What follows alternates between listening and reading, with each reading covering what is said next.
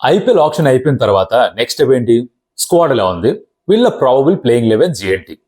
అందరూ కమెంట్లో కూడా నేను పెట్టిన ఆ ఐపీఎల్ ఆప్షన్ హైలైట్స్ వీడియో కింద రాసింది అదే. భయ్యా ఆర్సీబీ ప్లేయింగ్ 11 చెప్పు, సిఎస్కే ప్లేయింగ్ 11 చెప్పు, ఫలానా టీం ప్లేయింగ్ 11 చెప్పు, ఇవే కమెంట్స్ చూస్తూ వచ్చారు. అది నేను ఏమనుకున్నానంటే ఆర్సీబీ సిఎస్కే గురించి మాట్లాడదాం, కానీ దానికంటే ముందర మాట్లాడాల్సిన విషయం ఏంట్రా అంటే హైయెస్ట్ ప్రైస్ ఉన్న ప్లేయర్స్ ఏ టీమ్స్లోకి వెళ్ళారో, అసలు వీళ్ళు ఎందుకు ఇంత ఖర్చు పెట్టారు, ఇలా ఖర్చు పెట్టిన తర్వాత వీళ్ళ పరిస్థితి ఏంటి, వీళ్ళ ప్లేయింగ్ 11 ఎలా ఉండొచ్చు, వీళ్ళు చేసిన తప్ప రైటా డిస్కస్ చేసుకోవాలి కదా, కరెక్ట్ కదా. అందుకని నేను స్టార్ట్ చేస్తున్నాను ఎస్ఆర్హెచ్ కేకేఆర్తో. ఇంకెందుకు ఆలస్యం, let's get started. Sunrisers Hyderabad for a brief while highest bid place చేశారు ఆన్ ప్యాట్ కమిన్స్ 20.5 crores కదా. అండ్ అలాగే కేకేఆర్ తర్వాత వచ్చి 24.75 crores ఫర్ మిచెల్ స్టార్క్ ఆ బిడ్ ప్లేస్ చేసి ప్లేయర్స్ అందజేసుకున్న చేసుకున్న తర్వాత అఫ్ కోర్స్ వాళ్ళు రికార్డ్ క్రియేట్ చేశారు. సో సన్ రైజర్స్ హైదరాబాద్ గురించి మాట్లాడుకుంటే ముందర I'll first go to KKR and finish off their playing 11 and squad ఎలా ఉంది, ఆ మేకప్ ఎలా ఉంది అంతా చూసుకుని మాట్లాడుకున్న తర్వాత ఎస్ఆర్హెచ్కి వచ్చేద్దాం, సరేనా. Will try and keep it as crisp as possible, so stay with me here, okay. వీళ్ళు ఏంట్రా చేశారు అంటే ఈ ఆప్షన్ లో ఇనిషియల్ గా సైలెంట్ గా ఉన్నారు. తర్వాత కేఎస్ భరత్ 50 lakhs తనుకున్నారు and of course Chetan Sakariya తీసుకున్నారు. Mitchell Starc then the big buy came in for them 24.75 crores. Ramandeep అని ఒక ఆల్రౌండర్, షర్ఫెన్ రుతఫోర్డ్ అని ఒక player, Gus Atkinson that England fast bowler, ఇలా Mujeebur Rahman first initial rounds లో అన్సోల్డ్, ముజిబుర్ రెహమాన్ వెనక్కి వచ్చిన తను కూడా కొనుక్కున్నారు, మనీష్ పాండేని తీసుకున్నారు, ఇలా కొన్ని పర్చేజెస్ చేశారు. సరే చేసిన తర్వాత ఏంట్రా అయిందంటే మిచెల్ స్టార్క్ మీరు 24 కోట్లు 75 లక్షలు ఇచ్చిన తర్వాత ఖచ్చితంగా ఆడించి తీరాలి కదా. అంటే మీరు యూజువల్ గా లాస్ట్ సీజన్ లో చూసినట్టుగా జేసన్ రాయ్, గుర్బాజ్ ఇద్దరిని కలిపి ఆడించడం కుదరదు. నలుగురే ఫారెన్ ప్లేయర్స్ కాబట్టి స్టార్క్ ఒక పొజిషన్ తీసేసుకుంటాడు, రస్సెల్ నరైన్ ఇంకో పొజిషన్ తీసేసుకుంటారు కాబట్టి ఎవరో ఒకళ్ళే ఆడగలరు. సరే ఆ ప్లేయింగ్ లోకి వద్దాం. దానికంటే ముందర the more important part for me is squad overall ఎలా ఉంది. I think it looks a little thin as far as Indian pace bowling is concern. ఇంత డబ్బులు ఖర్చు పెట్టేసిన తర్వాత ఒక స్టార్క్ పైనే వాళ్ళు ఇండియన్ ఫాస్ట్ బౌలర్స్ పైన సరిగ్గా ఇన్వెస్ట్ చేయలేకపోయి అనిపిస్తుంది. Yeah that go for summer like Chetan Sakariya, వాళ్ళ దగ్గర హర్షిత్ రాణా, వైభవ్ వరారు ఎలాగో ఉన్నారు, వాళ్ళకి బ్యాకప్ గా చేతన్ సకారియా వచ్చాడు. బట్ మినహాయిస్తే ఇంకెవరు పెద్దగా కనిపించట్లేదు. Gus Atkinson again foreigner, you can't play him. నలుగురే ఆడుతున్నప్పుడు ఎక్కడ ఆడిస్తారు, కుదరదు. ముజీబుర్ రెహమాన్ తన్ని కూడా స్క్వీజ్ చేసే అవకాశాలు తక్కువ. నరేన్ కి బ్యాకప్ గా అనుకోవచ్చు ముజీబ్ని, ఒక నరేన్ ఒక పూర్తిగా ఫామ్ లేకపోతే అప్పుడు ఆడతాడేమో. So Indian bowling looks thin and batting చూస్తే కూడా లాస్ట్ సీజన్ లో ఎవరైతే ఉన్నారో యూజువల్ సస్పెక్ట్స్ వాళ్ళే ఉన్నారు. మనీష్ పాండే వచ్చినా కూడా తను ఆడే అవకాశం తక్కువగా అనిపిస్తుంది. Rinku Singh, Shreyas Iyer will play for sure as captain కూడా తనే ఉంటాడు, నితీష్ రాణా ఉంటాడు. So at the top KS Bharat ఎక్కడ మిడిల్ ఆర్డర్ ఫిట్ అవ్వాలి, ఎందుకంటే ఇప్పుడు నలుగురు ఫారినర్స్ మాత్రం ఆడించవచ్చు కాబట్టి గుర్బాజ్ బహుశా ఆడించలేరేమో, ఆర్ జేసన్ రాయ్ బహుశా ఆడించలేరేమో. ఇప్పుడు గుర్బాజ్ ని ఆడిస్తే భరత్ ని ఆడించాల్సిన అవసరం లేదు, బికాజ్ ఇద్దరు కీపర్లు ఎందుకు, అలాంటప్పుడు ఇంకో బ్యాటర్ కోసం వెళ్ళాలి. సరే గుర్బాజ్ వద్దు, జేసన్ రాయ్ మాత్రమే కావాలి, కీపర్ గా మేము ఇక్కడ భరత్ ని పెట్టుకుంటాం అనుకున్నా కూడా ఒక ఆప్షన్ ఇది. ఆర్ గుర్బాజ్ తో ఫీల్డింగ్ చేస్తాం, జేసన్ రాయ్ అక్కర్లేదు అనుకుంటే గుర్బాజ్ వెంకటేశ్వర్ ఓపెన్ చేస్తారు, భరత్ ఎక్కడ మధ్యలో ఆడాలి. సో ఈ కాంబినేషన్ వెళ్తారు. బేసికలీ నాకు ఓవరాల్ గా ఏమనిపిస్తుంది అంటే ఇండియన్ ఫాస్ట్ బౌలింగ్ కాస్త వీక్ గా ఉన్నట్టుగా క్లియర్ గా అర్థమవుతుంది. సరే ఇప్పుడు వాళ్ళ ప్లేయింగ్ 11 ఎలా ఉందో చూద్దాం. ప్లేయింగ్ 11 విషయానికి వస్తే కనుక లైక్ ఐ సెడ్ 4 ఫారినర్స్ ఎవరు, Starc picks himself right, Russell, Sunil Narine వీళ్ళు ఎలాగో ఉంటారు. At the top it's one of Jason Roy or Rahmanullah Gurbaz, ఇద్దరులో ఎవరో ఒకళ్ళే ఆడతారు. మిగతా ఫారిన్ ప్లేయర్స్ ఎవరైతే ఉన్నారో వీళ్ళు ఎవరైనా మెయిన్ ప్లేయర్స్ లేకపోతే అప్పుడు బ్యాకప్ గా వస్తారు. మళ్ళీ ఫర్ ఎగ్జాంపుల్ స్టార్క్ ఏమన్నా రెస్ట్ కావాలంటే గస్ అట్కిన్సన్ ఆడతాడేమో, సునీల్ నరేన్ ఫామ్ లో లేకపోతే అప్పుడు ముజీబుర్ రెహమాన్ వస్తాడేమో, ఇలాంటి మాత్రమే ఆప్షన్స్ కనిపిస్తుంది. Otherwise I don't think they will play.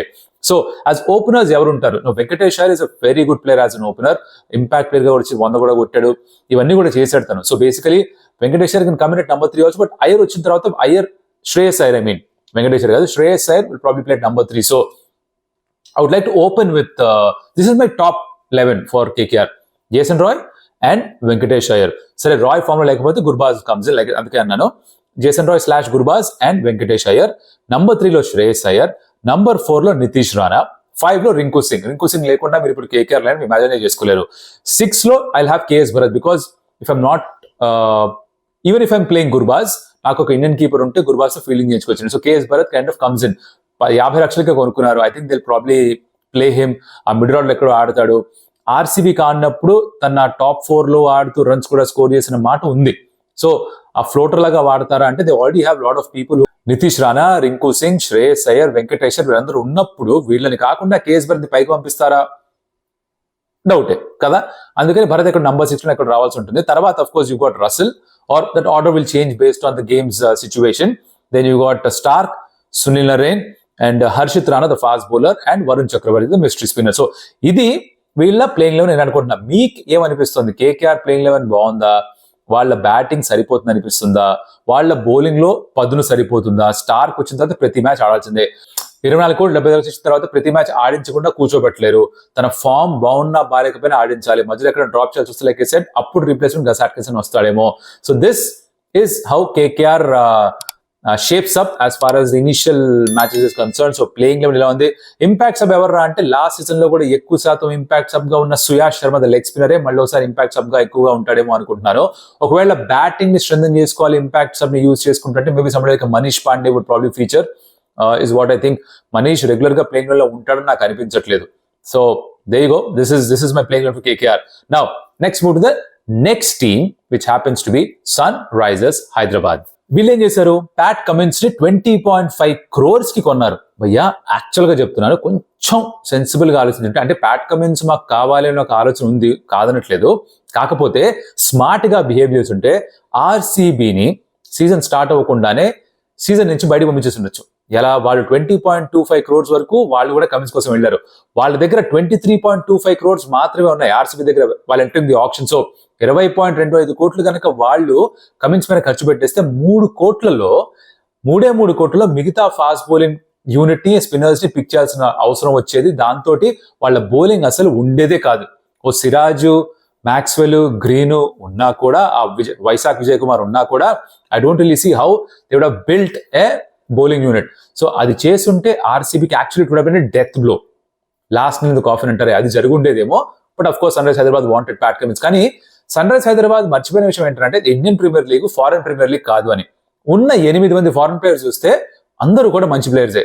ఇప్పుడు ట్రావిస్ హెడ్ ఆడాడు, ప్యాట్ కమిన్స్ వచ్చాడు, వనిండు హసరంగా వచ్చాడు. వీళ్ళతో కాకుండా ఇంకెవరు ముందు నుంచి ఉన్నారంటే మార్కరమ్ ఉన్నాడు, క్లాసన్ ఉన్నాడు, మార్కో ఎన్సన్ ఉన్నాడు, ఫజలక్ ఫరూకీ ఉన్నాడు, and of course Glenn Phillips ఉన్నాడు. 8 మంది ఫారినర్స్. ఇప్పుడు 8లోంచి 4 ఆడాలి. Is going to be a very big headache. Head మీద 6.8 కోట్లు ఖర్చు పెట్టిన తర్వాత తను ఆడించకుండా కూర్చోబెడితే చాలా బాగోదు. అవునా కాదా? ఒప్పుకుంటే కింద లైక్ కొట్టండి భయ్యా. నాకు అర్థమవుతుంది, నేను చెప్పిన పాయింట్ మీకు కరెక్ట్ అయిందని ఒప్పుకుంటారు. ఓకేనా?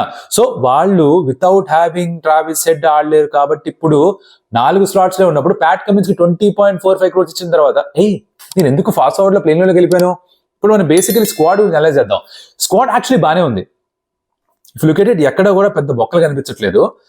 కాకపోతే ప్రాబ్లమ్ ఆఫ్ ప్లెంటీ అయిపోయింది. ఆ 8 మంది ఫారినర్స్, 4 ఫారినర్స్ ఎవరు ఆడుతారని ఒక క్వశ్చన్ ఉంటుంది. అండ్ ఎవరో ఒక మంచి పేరున్న ప్లేయర్ కూడా బయట కూర్చోవాల్సిన అవసరం కూడా వస్తుంది. అండ్ లెఫ్ట్ ఆర్మర్స్ ఎక్కువైపోయి అనిపిస్తుంది. మార్కో యాన్సన్, ఫజల్ ఫరూక్ ఎలాగో ఉన్నారు, అసలు వీళ్ళకి గేమ్ వస్తుందో లేదో కూడా తెలియదు. నటరాజన్ ఉన్నాడు, అండ్ జయదేవ్ ఉనాద్కట్ తీసుకున్నారు, ఆకాష్ సింగ్ తీసుకున్నారు. 5 left arm medium pace / fast bowling options ఇప్పుడు సన్ రైజ్ హైదరాబాద్ దగ్గర ఉన్నాయి.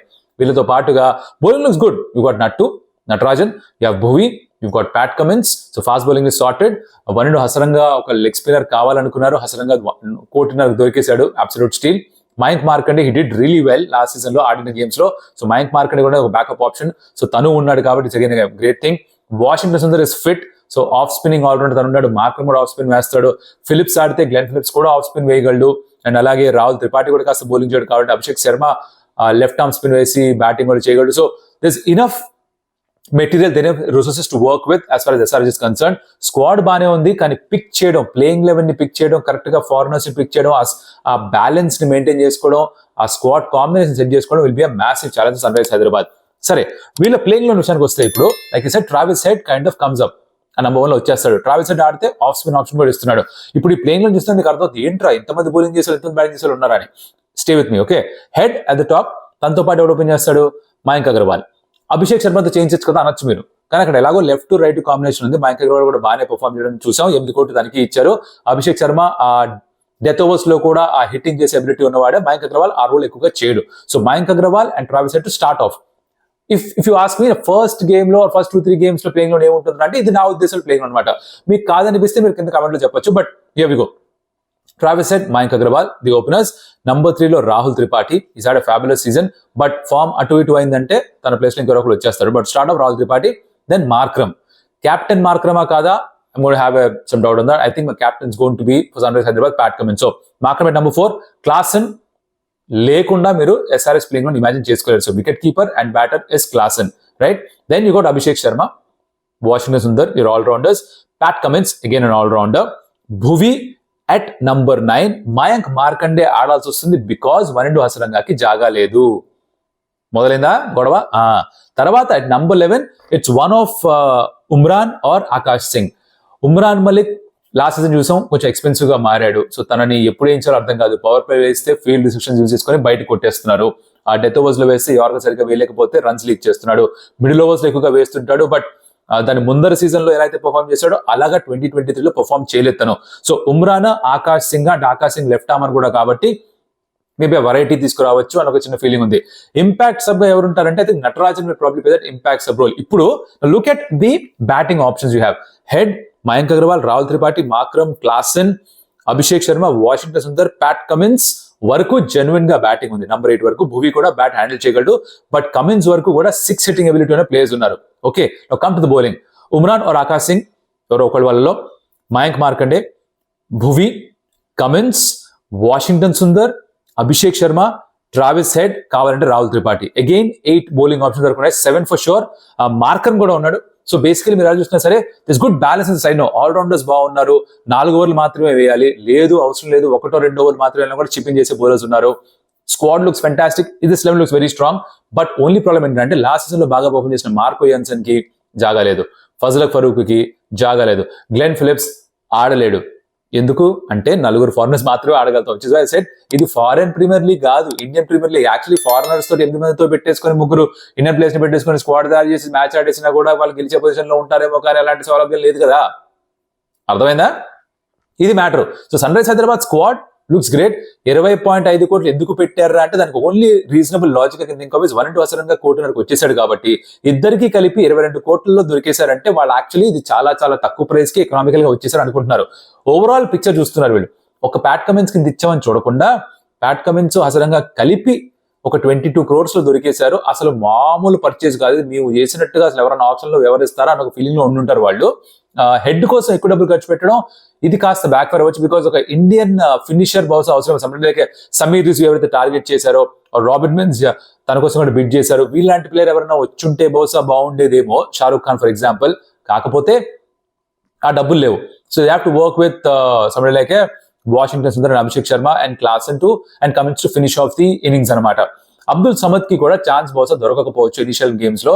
లాస్ట్ సీజన్ లో కొన్ని మ్యాచెస్ ఆడాడు, ఇంపాక్ట్ సబ్ గా వస్తుంటాడు. సో ఇంపాక్ట్ సబ్ గా ఎవరన్నా పెట్టచ్చు. నేను నట్టు అన్నాను, అక్కడ అబ్దుల్ సమద్ రావచ్చు. It depends on first batting చేస్తున్నారా బౌలింగ్ చేస్తున్నారా దాని మీద డిపెండ్ అవుతుంది. So this in my view are the playing elevens for KKR and SRH. మీరేమనుకున్నారు ఈ ప్లేయింగ్ లెవెన్స్ గురించి? మీకేమనిపిస్తుంది? మీరు కూడా ఆబ్వియస్లీ కమెంట్స్ లో చెప్తే నాకు అర్థమవుతుంది.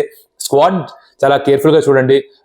కొంచెం వెనక్కి చూసుకోండి. కావాలంటే స్క్వాడ్ కూడా బొమ్మ కూడా వేసాం కదా, కాస్త వెనక్కి చూసుకున్నట్టే మీకు అర్థం, ఓ ఇది కదా స్క్వాడ్ అని. దాని నుంచి మీరు కూడా ప్లేయింగ్ పిక్చర్స్ కమెంట్ లో పెట్టండి.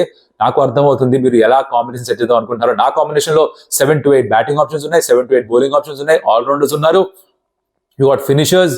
So it looks like balance side for మీ SRH. KKR on the other hand కాస్త ఇండియన్ పేస్ బౌలింగ్ కొంచెం వీక్ గా ఉన్నట్టుగా అనిపిస్తోంది. అది మినహాయిస్తే again Starc, Russell, Narine and Roy or Gurbaz దీంట్లో good foreign talent. And of course Shreyas Iyer వెనక్కి రావడం కూడా వాళ్ళకి హెల్ప్ అవుతుంది. అండ్ వెంకటేష్ అయ్యర్ ఫామ్ లో ఉంటాడు, ఆల్రౌండర్ గా కూడా వ్యవహరిస్తాడు కాబట్టి అగైన్ ఆ మీడియం పేస్ ఆప్షన్ ఉంటుంది. నితీష్ రాణా స్పిన్ వేస్తూ తను కూడా ఆల్రౌండర్ గా ఉంటాడు. రింకు సింగ్ కూడా ఇంటర్నేషనల్స్ ఆల్రెడీ వికెట్ తీసుకున్నాడు కదా, మేబీ బౌలింగ్ కావాలని చెప్తుండే ఒక కెప్టెన్ కి, but again is the finisher for them. So ఇలా వాళ్ళ సైడ్ ఉందన్నమాట. What do you think of the video? What do you think of the playing 11s? Let me know in the comment.